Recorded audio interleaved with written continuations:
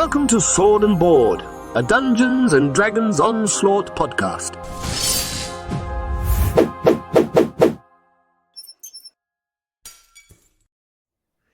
All right, hello and welcome back to Sword and Board, an Onslaught podcast. My name is Jay Shalansky, and joining me this week is Nick Grammar Police, Lichtenstein and Bergenstein.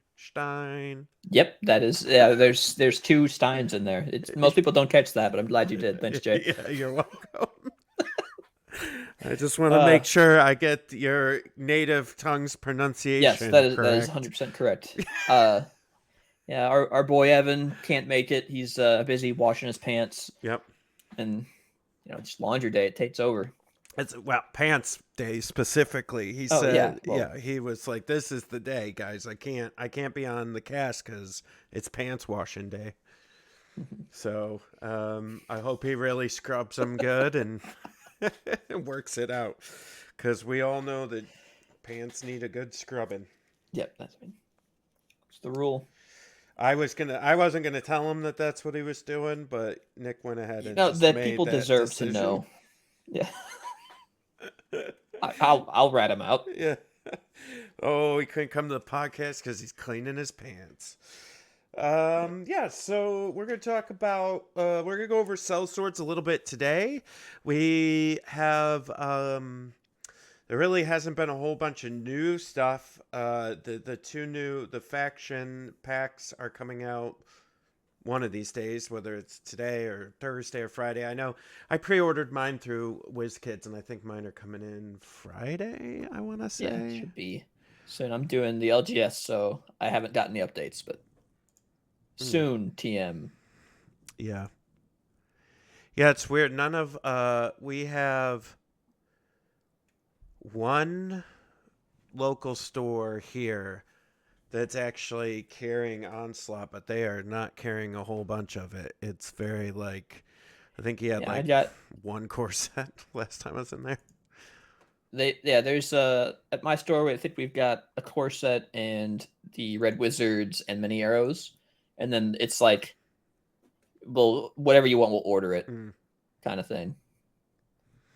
Yeah. Oh, he's got Cell Swords too. Yeah. But speaking of Cell Swords, yeah, I mean, well, let's talk a little bit before we get to Cell Swords. Jay's got something on his mind. I want to fire you, I think. No, I'm just kidding. Okay. This is your last podcast. I've been meaning to do this. I just haven't had time to do it in private, so I've okay. But I still want you to work hard for the rest I'm of this gonna give it my podcast. all here. Yeah. I'm gonna win you back, Jay. No, I was just thinking, so the 2 new packs are coming. So what's your feeling on, and then I think they just put up pre-orders for the packs of the Red Wizards and the Many Arrows as well. So those are all out on pre-order right now. So that I actually didn't see. Yeah, so what's your thoughts on that? What do you think about this? I am glad. I think only now, at least when the factions all have their one expansion pack, that's when we're really gonna get the feel for how the actual game is supposed to be. Yeah.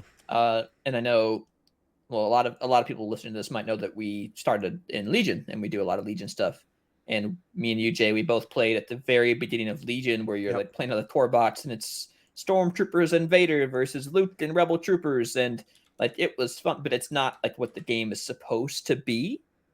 Right. And I think once these patches come out, we'll get to that point, and I'm really excited to see what comes out of that. Yeah, I mean, that's exactly right. And it's nice to have 4 factions with packs with mercenaries. I mean, that's what Cell Swords are, right? I think once these packs come out, I don't know exactly when the second packs for Red. I would, if I had to guess, maybe July. Yeah, probably around then. Yeah, or August. I'm not sure. But I mean, I think it's good. I think it's going to be in a good place. I think it'll we'll really start to see as the summer rolls in and we start hitting the Gen Cons and the Novas and the PAX Unplugged and all these bigger events. We'll start to see some of the tournament play, see what new scenarios they do for these tournaments. Um, I don't know, where tournament play is going to go. I mean, right now it's just not, it just doesn't make sense to have much tournament play because it's like there's not much out. Yeah. Like, if you wanted to play Red Wizards, you really don't have a lot of choices. Like, you need Cell Swords to kind of like fill them out a little bit, but like, it's very I'll fight rare. you on that. Red Wizards are my boys. Yeah. All right. But I like the tournament scene that they did for Adepticon. I Mhm. think that's about the pocket that it needs to be. Like there's not one big tournament. Yeah. There's like one every day, and you go and you play 3 rounds, and you win the Saturday one or you win the Sunday one. I don't think it quite has the legs under it yet. To try to pull a 64-man tournament or whatever. I like that it's something light, and it doesn't. I think it can definitely build to that. Yeah. But I like that it's shooting for this now, and once it gets its feet under it with these extra expansions, we can see where it can grow from there. Yeah, I think it'll be interesting. I mean, I like all the kind of what we've seen from the OP. We saw the night the what are Dread Knights or whatever they're called. And you got 2 miniatures for that. There hasn't been a ton of information, but there've been some leaked photos of a golem and a treasure chest. Yes. That seems interesting. We do. Should we? We got the Q&A that we were at Adepticon. They described the golems a little bit for those of you that weren't there. They're a little bit customizable. I think as you'll have like different ways to build them. They showed there were different models there, but I think you can pick one for your team. It has different abilities and or kind of build your own kind of a thing. So I'm really interested to see where they go with that. The models look pretty cool. Yeah, it does. And what I mean, they're definitely taking OP seriously, which is great, especially at big events. I don't know really how it's been working.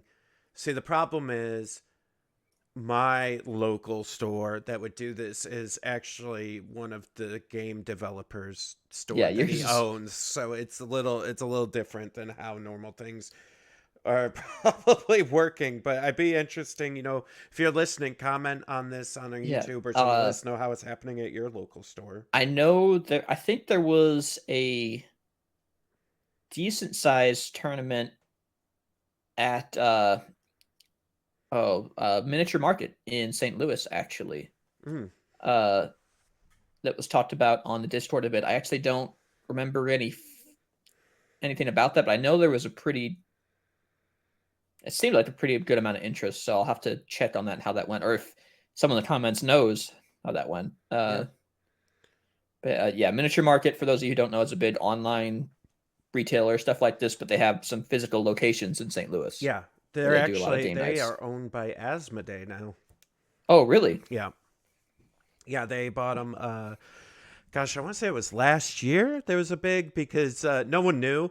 But what happened was because Asmodee, I think, is a traded company, they have to release some of their public stuff. And one of the things tucked in their annual shareholder thing was the fact that they bought Miniature Market. This was like a cyber sleuth thing that just yeah, I had no idea.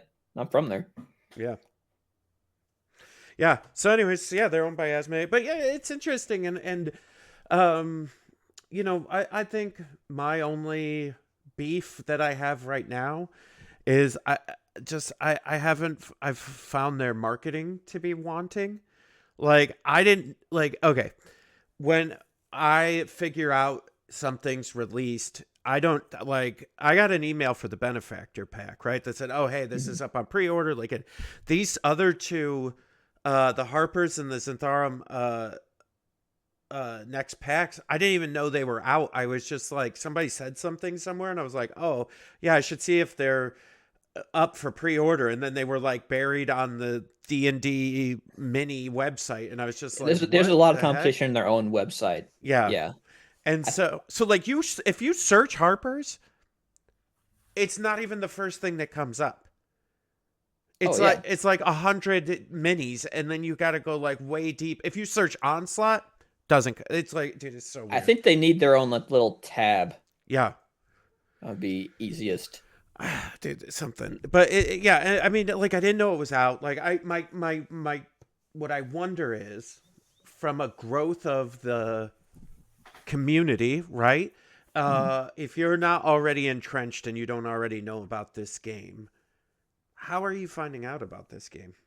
And Yeah, I let's say think, you don't really go to conventions. How are you finding out about this yeah, game? it's gotta be it's gonna be player driven. Yeah. It's gotta be something like almost kind of like this might this might be a good thing to out there like go with on your I don't is it Thursday Night Adventures League at most stores for Wizards. So like Yeah. that might be your biggest draw or like find the overlap between the 40K players and the Adventurers League and see where you can Right. get an in. But yeah, I think it's gonna be player driven. Uh, it's gonna be a lot of people that want to start a community doing demos, game stores and stuff. Yeah. Uh, it's honestly things like this. If you're not if the word Warhammer isn't in your name, it probably or Magic, it's even scenes like Legion for local stuff. They have to be physically created and brought Yeah. up by somebody, and Onslaught's going to be the same way. Yeah, and I think like what I would recommend to those of you that are listening and out there playing and want to build your local scene, from our end on the Star Wars Legion side, what always helped us was Evan and I used to always talk about this, is having the like premiere models on the table when you go to like a Friday night, like you go, okay, tonight's, Friday night's our Star Wars night. What are we doing? Are we playing? Are we prepping for a tournament? Or are we trying to build, like, get community notice? And okay, we're trying to build community. All right, well then I'm actually going to play ATSTs, which I normally would play, but Yeah. Oh, big sacrifice for you, Jay. and Evan's gonna play airspeeders, or Evan will play airspeeders, and I'll play the AAT. Like the big, like centerpiece things, like Vader, Luke, Yoda, any of the like known quantities. You put those on the table. That's what people see, and then they ask. So my recommendation would be from the core box, taking the last scenario, the Black Dragon scenario. Put the dragon out there. And just play it. Just play it if you're trying to build your community, just play the Black Dragon scenario. And then I think with the benefactor coming up, I mean, it doesn't come with minis, so you're supposed to get like a beholder mini for it or whatever. But if you have one, you can buy one from them, or they actually have these. I've brought it up before. They have these amazing acrylic 2D packs. And I know they've got a beholder one on pre-order, I think.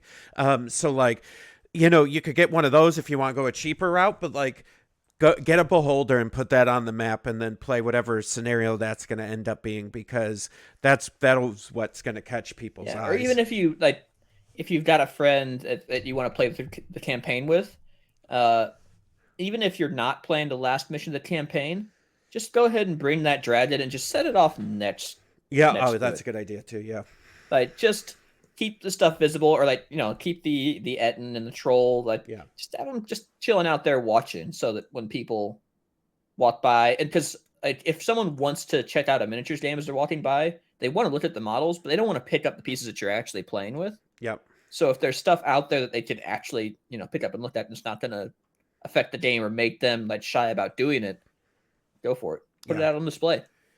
Yeah, and then as far as like I know price point is a real sticky thing for people, but they do have the it's on dndmini.com. They have the Dungeons and Dragons Onslaught fundamentals kit. So basically, it's all the cardboard, none of the minis from the core box. They were actually selling them at Adepticon as well. Yeah, that's when I actually first learned they existed. But it's if you does that come with Harper's and Zentarum, or is it just the core stuff? Okay, so it does come with the cards. Everything except for the miniatures and dice. All right, that's cool. That is a very easy, much cheaper way to get into it. It's like half the price almost. Yeah, it is. Yeah, because the full core box is $149, I think, MSRP, and the fundamentals was I think they're selling it for $79, if I remember correctly. And also, if you like, for me, I've got a few locals in already, so like we've got 3 boards in like the gaming circle. Not everyone needs a board, guys.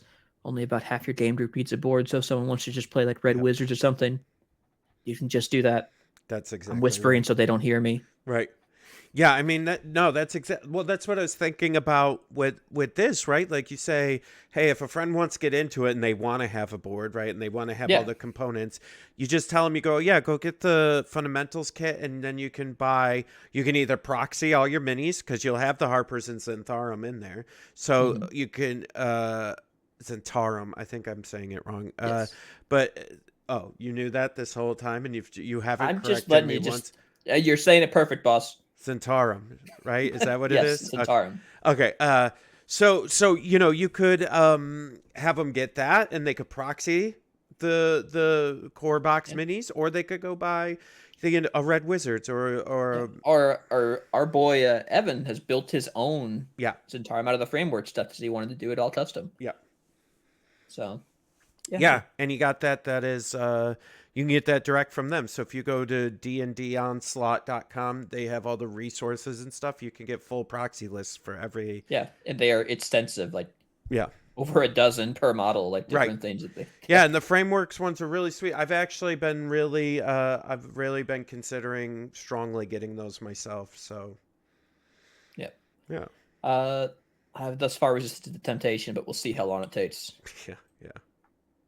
I think that about covers it. You want to hit some cell swords here? Yeah, go ahead. Keeping me going, buddy. Let's do it. Yeah, I keep you on.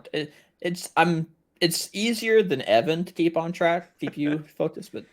Well, because I just listened as soon as so this is our second podcast that Nick and I have done this week, and he did this on the other one where he's just like, okay, well, do you want to talk about this now? And I'm like, yeah, all right. And so I just follow that's along. Easy. Yeah, I was like, yeah, sure. Whatever you want, pal. All right, so there are 4 cell swords in the little cell sword pack, and they are not their own faction as you would normally assign them. Yet, right? They do have the option to be one eventually, but as of right now, they are just add-ons to other more established factions. You can add 2 to your roster, but only 1 at any given time during the actual play of the game. And they replace a what are they calling them? Yeah, the usual rules apply that you can only have 1 of each. Role, I believe is what that's it's what called. It is, yeah. I was gonna say class, but it's not. It's not quite class, but yeah. So that will come into play because there are definitely some all-stars and some factions that you don't really want to replace of certain roles, but others that are more weaker. Yeah. So you just want to hit them all one by one, do a quick little overview, and then talk about where they might go. Oh gosh, yeah, sure. Let's. Why not? All right. Let's start with the turtle fighter, the brawler, Drom. Sorry, brawler. I've combined it. You want me to do it? I'll do this. Sure, hit it. All right. So Drom's a fighter. So what is his role that he fulfills? He is a hybrid. That's the role. It's the non-distinct one. Yeah. So he has his melee attack, which is Spike Gauntlet, standard physical attack. Target 1 enemy at range 1, +4 to hit, 2 wounds. Critical, you get another wound, and the target is slowed, so their speed is reduced to 2. And then he has Tavern Brawler. At the end of your activation, adjacent enemies who are slowed or rooted suffer 1 wound. So basically, there is it the I think it's the Harpers has I forgot what the character's name is, but the one character that gives out rooted. So like he would be good in the that's the many arrows. many arrows. That's Bard, what, I think. Yeah. So he would be a good add-on for that to like bounce off that rooted and like start stacking up some stuff. He's gonna want to be in the fight. Sorry, I got the Yep. hiccups a little bit. Also really good for red wizards. They have a lot Yeah, of Ray of Frost that'll do yeah. slow. So So let's see, he gains 1 XP after you're attacked by an enemy, so he clearly wants to be in the mix. One of his first spin down dial is grapple. It's a standard action. Melee spins down 3. Target one enemy at range 1, +6 to hit, 2 wounds. If hit, the target is rooted.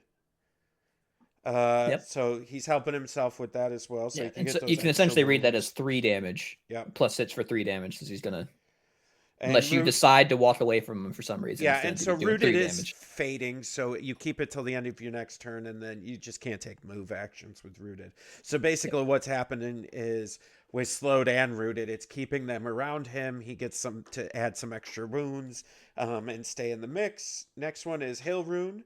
It's a bonus, arcane. It spins down to done, so you can't ever Yep. use it again. One and done. Gain Hill Rune. You suffer half damage rounded down from all physical attacks. Not bad. Pretty solid. So like if Especially if things are he'll getting be real using hairy, yeah, yeah, yeah, he'll be using his root and essentially this uh he'll be the only guy that rooted guy can attack yep, probably. And also even if it's a ranged guy you rooted, he's sitting in front of him blocking line of sight. So it's very likely that he's gonna be getting yep. attacked a lot more. Uh so yeah, that half damage will definitely come into play a lot. And then he has Cloud Rune, which is arcane spin down to discard, I guess. Basically, this Yeah. after you are declared the target of an attack, choose an adjacent non-attacking enemy to be the new target. Yeah. So good.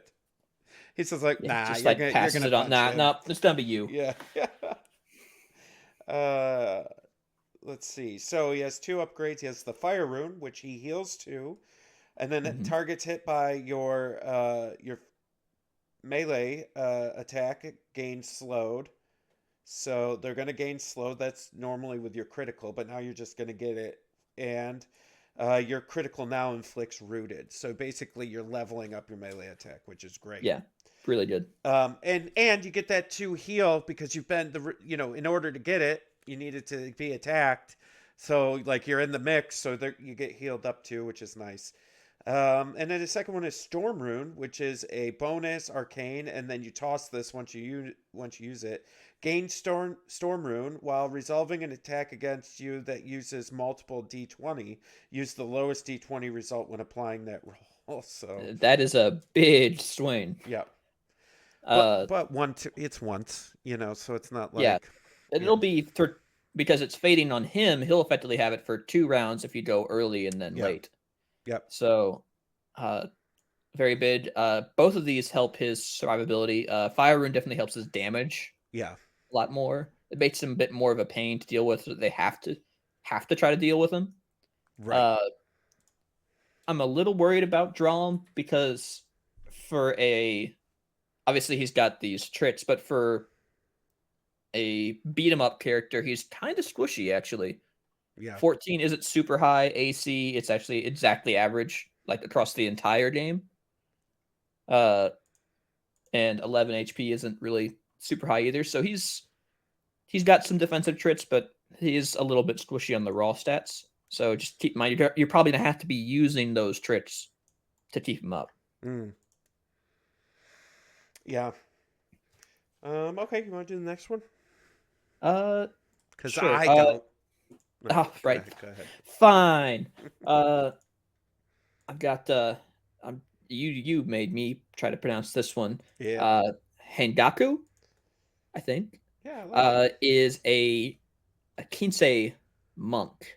So for those of you who don't know, that's the monks that are focused on using like weapons. Mm, Uh, so she with her katana, it's a simple action for physical damage, range 1, like you'd expect, +7 to hit for 2 jeez. damage. Yeah, yeah, that's good. She does have another basic attack that throwing a kunai that's out to range 2 Actually, sorry, explicitly range 2. Not any further, not any less. Range 2. It is +5 to hit for 1 damage. So not ideal, but you have it in your back pocket if you need it. Yeah. Her critical damage is nice and easy. It's just 2 damage, +2. And then she also has an additional effect called One with the Blade. Her melee attack ignores all damage reduction. Ooh. So, if you're up against a raging barbarian, or you get weakened, or you need to cut down Drom, who popped his ruin, you can go straight through with the katana. Her first spin. Oh, and she gets an extra experience whenever an adjacent enemy character is defeated. That's a hard one to pull off, but she does do a pretty good amount of damage. Yep. Love it. Also worth noting that she is AC 14, again, spot on average, a little bit squishy with 9 health, but she's a movement 5 to try to make up for that a little bit. Her first ability is Deft Strike. As a bonus action on a 3-turn cooldown, she can just make another melee attack, which is her bread and butter. Yep. So it's a minimum of, or you're looking at a 4 damage double swing. That's pretty solid. And then her other one is a standard action with 4-turn cooldown called Kinsei's Shot. I might be pronouncing that wrong. Started one enemy at range 2 to 4. It's a +7 to hit for 3 damage bow shot, essentially. So it is, and then she does a surprising amount of damage at range for that 1 turn at least. And then her reaction ability is a 3-turn cooldown called Agile Parry, I think. After you declare the target of an attack by an adjacent enemy, you gain +3 AC against that attack. So she can go up to 17 for 1 time she gets hit in melee. Nice. Yep. And for her abilities, she's got one nice and simple called Sharpen the Blade. Her melee attack is an extra damage, so she goes up to 3 damage on the swing. And then her other one is Unerring Accuracy. She'll heal 2, and she gains a 1-use free action that after you miss when you roll an attack, you can just re-roll your attack die and try again. Both are pretty solid. I'm a little... My gripes with her are that she is a melee character that is kind of squishy. But that's her idea. She's supposed to be a hard hitter, especially when she levels up. But I think leveling her up might be a little bit harder because she doesn't have a good range attack to get those early experience points like a big central monster enemy characters while she's closing in. And her bonus experience is pretty restrictive. So leveling her up, I think, is going to be pretty hard. Yeah. But she can definitely punch out the damage, and don't ignore that speed 5. No, that's so fast. Yeah. So fast. All right, Jay. Which turn. one you want? I'll take Molly Fairhill, the cleric. Yep. All right. So Molly. Melee, she's got her trusty old mace. Standard physical, target 1 enemy at range 1, +5 to hit, 2 wounds. She has a ranged weapon, Sacred Flame, standard, and that's divine. Target 1 enemy at range 2 to 3, +5 to hit, 1 wound. For critical, she gets +1 wound, +2 if you use the ranged basic attack. She gains 1 experience after you use a cooldown ability. Her cooldown abilities are as following: Ogma's Blessing. Bonus, this is divine, spin down 3, gains Blessing of Knowledge. She gets +1 to wound and +3 to so critical, ranged criticals, you could be getting up to basically 4. 4 damage on any crit. Yeah, that's crazy. It's crazy. Or no, yeah, I guess on anyone, right. Dispel Magic, bonus, divine, cooldown 3.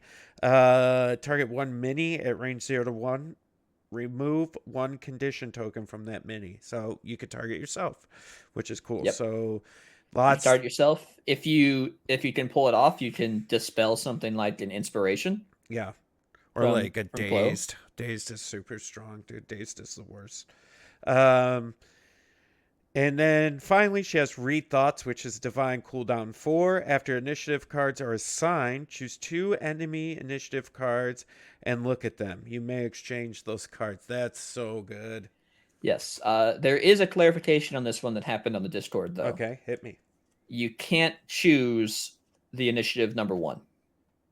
Yeah, that makes sense to me. Yeah, so that's locked where it is, but you can swap the other ones, and that's I believe that's also true for. I listen. one of the upgrades. I understand like implied versus how certain people read it, but like to me that just felt implied by look at. Like I don't need to look at the one; it's already like. See, I was the other. Really? I was the other way. I thought that you could pick the one and move it around. So I got bamboozled. You did. You should quit Yep. playing. Yep, I'm done. Just out. Yep. Can't do it.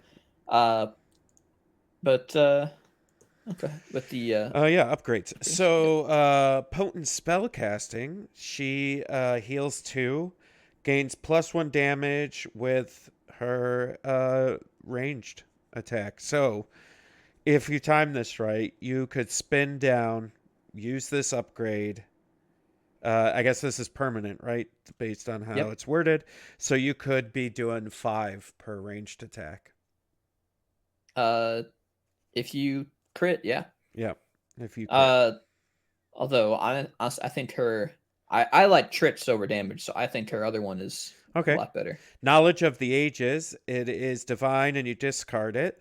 After initiative cards are assigned, choose 1 enemy initiative card and look at it. You may exchange it with your initiative card. Yeah, there's a lot. She does a lot of initiative card tomfoolery for sure. Yes, which is I love funny. it. Yeah, that's so good.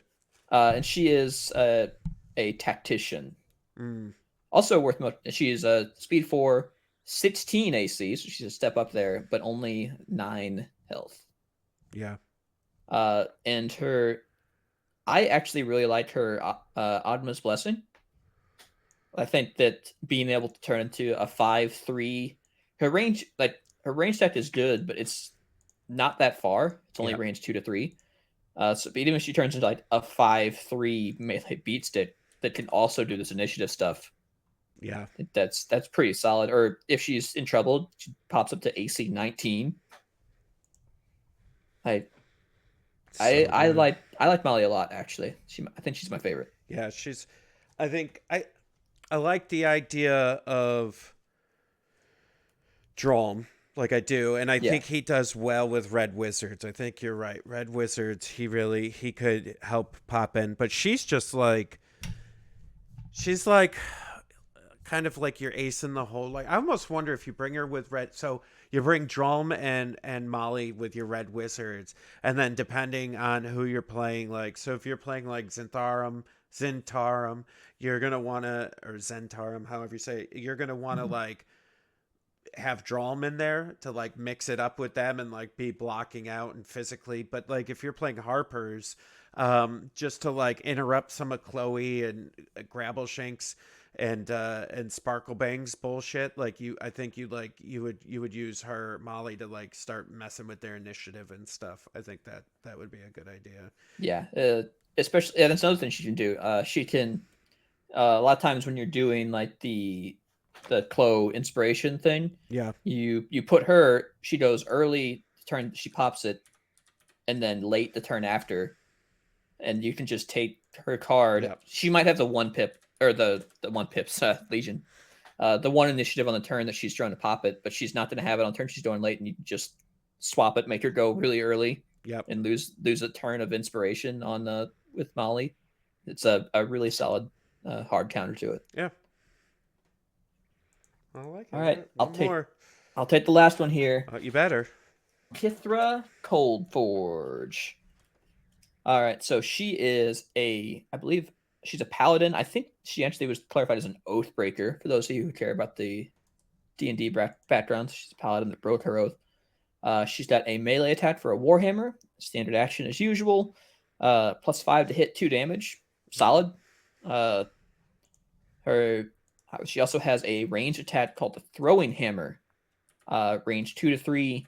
It's +5 to hit also for 3 damage. 5 threes are pretty rare in Onslaught. That's a pretty decent amount of damage. Yeah. And she doesn't really lose a whole lot for that, too. Her critical effect is just an extra damage, and you may move the target 1 space. I love movement affecting stuff, so that's awesome. She is only speed 3, which does kind of suck. She's going to be chugging up there, try to catch up. Yeah, but she's 16 going to be AC, behind on a lot of she's going to have to double play. move the turn 1, turn 2. But she's going to be a bit of a tank when she gets in there. 16 AC, so the higher than average by about 2. Yep. And then 10 health. So she's relatively tanky. And then as far as her experience ability goes, she gains 1 experience after she defeats an enemy character. So also a pretty restrictive one, but you can, depending on the mission, there might be some AI little kobolds or whatever that you can get a couple off of. Her abilities are, she has a standard action. It's a one and done called Inflict Wounds. It's 1 enemy at range 1. It's a +2 to hit for 4 damage.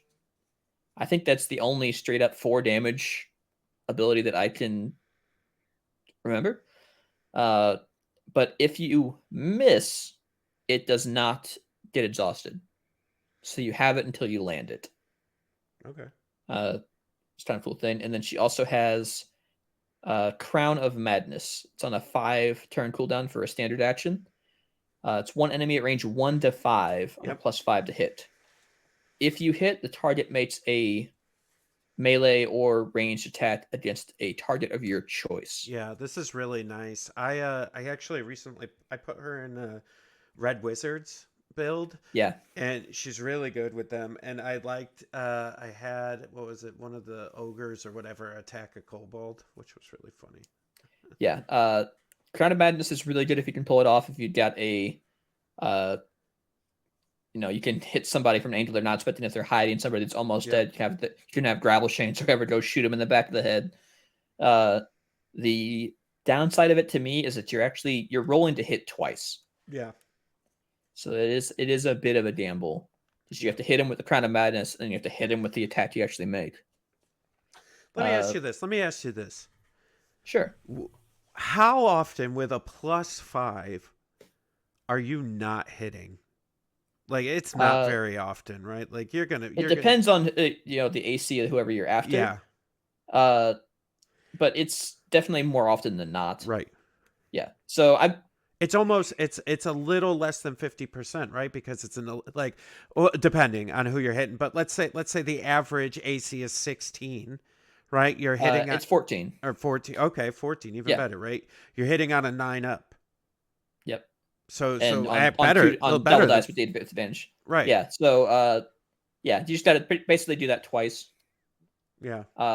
So I think you're about like 75%. So roughly a coin flip once you're doing both of them.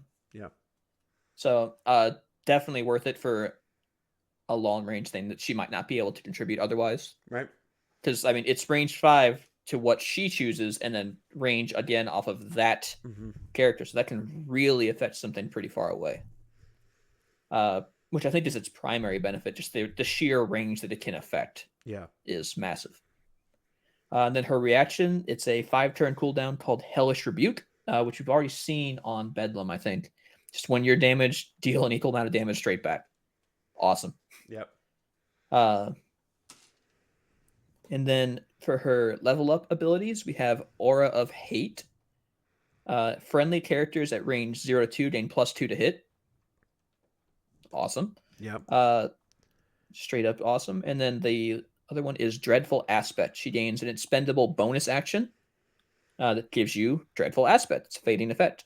Yep. Enemies cannot move adjacent to you or end their activation adjacent to you. I think this is one of my favorite upgrades that I've seen out of everything they've done so far. In terms of like how I like to play, just her ability to zone people off of an objective, say, no, this is mine for 2 turns. You can't get on this. Yeah. Is huge. So it's a close race between the initiative stuff of Molly and Kithra's just beat stick and raw power and then the get off me. If I had to pick one, I might go Kithra. Yeah. It's my favorite. You think so? Yeah. I think Yeah, so. that lines up with what you want to do. Yep. All right, Jay. All right, buddy. So you're playing Harpers, and you am. wanted to put in some cell swords. Yeah. Who are you looking at? Oh, Harper's. That's tough. Well, I think with Harper's, you probably want to go. I think you want to go with Drum or Hengaku. I think. I think that's gonna, because basically, Chloe does that. I think Drom is unfortunately out of this because Drom is a hybrid, which means you're taking the spot of Sedona. Oh, I forgot about that. Yeah, you're right. So maybe then Hengaku or. Yeah, I'm not really a huge fan of Drakmau, so it's okay if she Kithra maybe gets subbed out. I in the Discord I said that I think I would take Kithra, but then I got called a heretic for replacing Gravelshades. Oh, right. I don't know then. Maybe Drom and Molly then. I think you probably. Yeah, Molly's a good replacement. People are hit and miss on the Druid. I like him. I think Molly is probably overall probably a little bit better. So I think that's a safe bet. Or if you want to, I think I like Kithra. So I think my roster would include both Molly and Kithra. Yeah. I'd cut Drakmau. And then one of the two would be in my final. Yeah, I like that. I like that. Yeah. All right. So. All right. Let's go to Centaurum here. All right.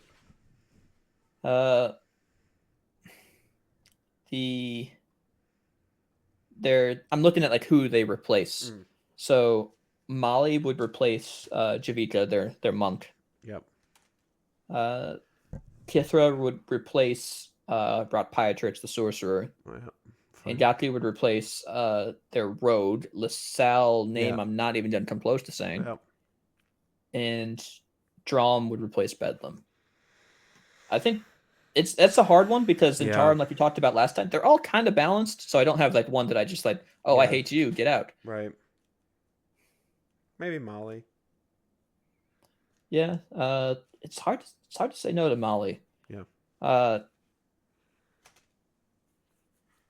I think this might be one where I might pick Hangaku because I'm not really a huge fan of the rogue. Mm-hmm. So I think getting a little bit more consistent damage in there might not be too bad. But yeah, that's a harder one on Zentarum. Yeah. All right. We'll rapid fire it here. Red Wizards. This is the one that's I love their fighter who's a tactician, so it makes it really hard to take Molly, so I don't think you can do that. Yeah, I would agree. I would Kithra, I think she plays nice with Red Wizards. Yeah, I think I don't hate losing the range damage, the Warlock. No. Fellow Ruin, so I think Kithra is a solid in there. It also helps them beef up a bit, which they really need. That one was much easier for me because I literally just played that. And that's my most recent. I was Red Wizards with Kithra was my most recent too. I do. I'm with you. I do kind of like Red Wizards. They're be so a little glass cannon-y, but they're good. You should when you like just did a nice like skeleton, just like block no, he's in your way. You can't do it. Sorry. Having the 3 skeletons and the hound out is really nice. Yeah. By the way, I brought 9 people to this game. Yeah, hope that's all right. Yeah. All right.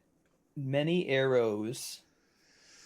I don't know on this one. This the only is one I have no harder. idea. Yeah. I think Hindatu's out because their melee damage is pretty good. Well, let me ask you this: maybe they don't even need one. Maybe. Because I can't think of an easy pick right now. You could just throw in Kithra in place of Plonk in the roster. He's the Sun Soul monk. Yeah. Yeah. Yeah, maybe. Who's their tactician? I don't think you can replace the Bard. He's pretty good. Mm-hmm. So Molly's out, Ngatu's out. Who's their hybrid? The Ranger, who's also really good. Yeah, it's probably just Kithra. Yeah. Maybe I'm biased. I like Kithra a lot, though. But yeah, I definitely think there's, well, as it is right now, before the faction pack comes out, there's no reason not to include at least one that you have that open spot in your roster. Yeah. And that's going to stay that way for a while for Red Wizards and Many Arrows. Yeah. So you should definitely look at picking up the pack if you're playing one of them. Yeah, at least for the next. I definitely don't think they're required by any means. No. Like there wasn't like. Yeah, and it'll be interesting, these 2 new packs coming out this week, what they're adding. You know, we'll have to take a look at those and see how that. Yeah, I've seen the models, but not the rules yet. So I'm interested to see how that pans out. Yeah, same. All right. Well, cool. Let's wrap it up here. Let's do it. Yeah, thank you guys so much for listening. If you made it all the way to the end, we're probably going to be doing this podcast every 2 weeks from now on, for a little while until more content is coming out, and then we'll go back to as needed. It helps us get around Evan's pants washing schedule. Yeah. But we will for sure be here every 2 weeks. So thanks for listening, and join us in 2 more weeks. See you then, guys.